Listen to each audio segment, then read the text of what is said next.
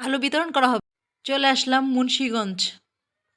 আগাম আলু চাষ, লাভবান মুন্সিগঞ্জবাসী। আসসালামু আলাইকুম, সবাই কেমন আছেন? আশা করি নিশ্চয়ই সবাই ভালো আছেন। তো চলে আসলাম মুন্সিগঞ্জ, মামা আগাম আলু লাগিয়েছে, এটা উঠাবে। তো মুন্সিগঞ্জে চলে আসলে আপনাদের যদি আলুই না দেখায়, মুন্সিগঞ্জের ঐতিহ্যবাহী আলু কিভাবে হয় বলেন? মামা হচ্ছে 9 গন্ডা, অনেকে শতক বলে, বিঘা বলে, শতাংশও বলে। যাই হোক, তো মামা হচ্ছে 9 গন্ডা জমিতে ভ্যালেন্টিয়া জাতের আলু বুনেছে। এটা হচ্ছে আগাম জাতের আলু।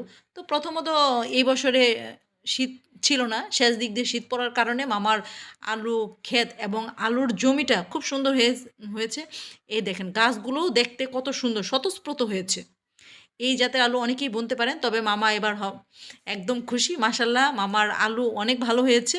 প্রথম দিকে শীত ছিল না, বিধায় একটু টেনশনে ছিল। শেষের দিকে শীত হওয়ার কারণে আলুর সাইজটা খুব ভালো আসছে, বড় বড় হয়েছে। তো আলুর জন্য শীতটা খুব উপকারী। এই যে দেখেন, এই মাটি ফেটে আলু বের হবে, এত আলু। আর শীত যত বাড়বে তত হচ্ছে আলুর পরিমাণটা অনেক বড় হবে।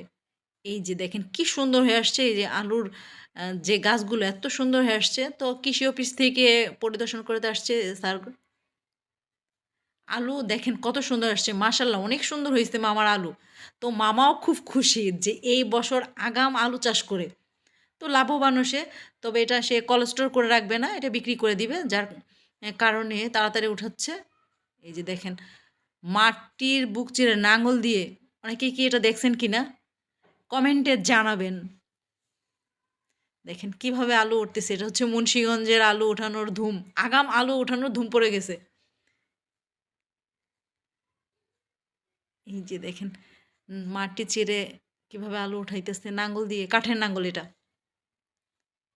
মাটির বুক চিরে আলু বের হইতেছে।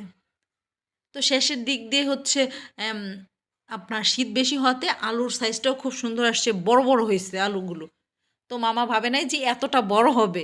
তো সবাই এই জাতের আলু আগাম বোনার জন্য রাখতে পারেন, ভ্যালেন্টিয়া জাতের আলু। মাশাল্লাহ খুব সুন্দর হয়েছে মামার আলু।